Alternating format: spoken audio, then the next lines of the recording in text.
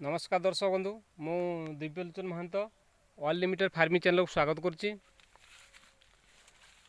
आज आम आम जह्नी बाड़ी रे किपर आम जह्नी लगेचु आम प्रस्तुत करचु आम अमल किपर करचु ता आपण मानकु देखैबू। आपण देखिबाते वर्तमान जह्नी आमर किपरि फल आमर हेइची। प्रत्येक लटी रे 4-5 टी लेखा फलची।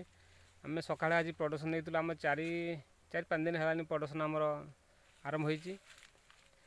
आमर ये भेराइटी होची east west company Rama Rama ये बहुत जल्दी फले आप 45 ରୁ 50 दिन भीतर प्रोडक्शन हो जाए एवं यार प्रोडक्शन मात्रा बहुत अधिक आप देखिपे। मेन ब्रांच जाइए मेन ब्रांच रे आपणकर प्रत्येक जो गंठी अच्छी से गंठी फल होइची देखु टोटाली तार गोटे गोटे पूरा कसी धरी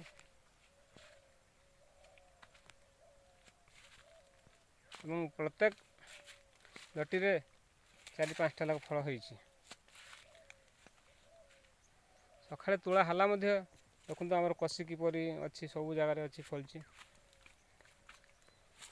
आमर आपण मन लक्ष्य करबाते आमे तल सब पत्र काटी देचु एथिपई कि आमे काकुडी अन्य चाष जहाँ भी करचु कि जह्नी चाष करचु तल साइड गुड़ा आमे काटी दउ एथिपई कि तले आपण काटी देला परे पवन जीवा आसवा सहित आपण घंच हेनी और फल तुलिया सहज हम और फल सब देखिपारे आ प्रोडक्शन अधिक बढ़ो कहीं मेन ब्रांच रे प्रोडक्शन अधिक हुए। आम साधारणतः आम बहुत चाषी भाई आम भूल करूँ जे आमर समस्त आम जो लटी था सब लटी को आम रखी दी था जहाँफल जो खाद्य आम प्रस्तुत हो खाद्य सब लटी को सार माने जोगई पारनी लटी तेणुक प्रोडक्शन कमी जाए। जो मेन ब्रांच को जो आम रखा मेन ब्रांच फल देखो मेन ब्रांच फल सब अधिक रही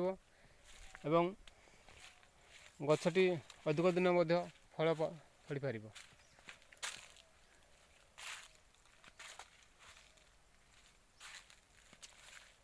प्रत्येक ब्रांच रे फल होइची।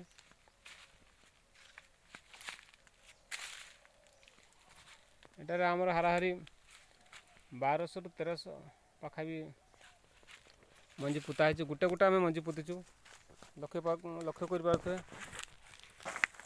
इठारे गोटे होइची गोटे होइची टोटाल होइची देखो पाख पाख ही आम देचु।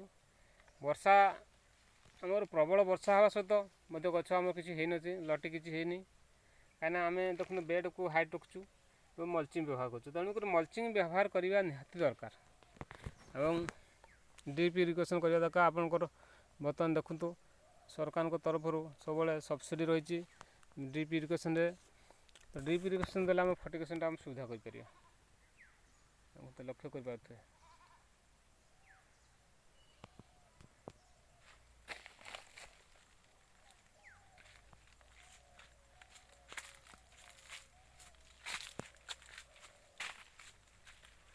प्रत्येक ब्रांच ही फल होइची।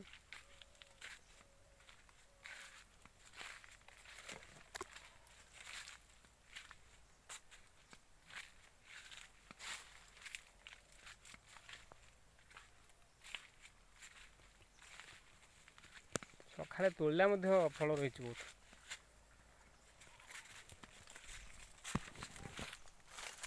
बहुत आप देखी तो पूर्व काकुड़ी जो होती है काकुड़ी अच्छी ठीक अच्छे आमर ग्रोथ अच्छी काकुड़ी आम बाहर देखो जह्नी आम टोटाली होती।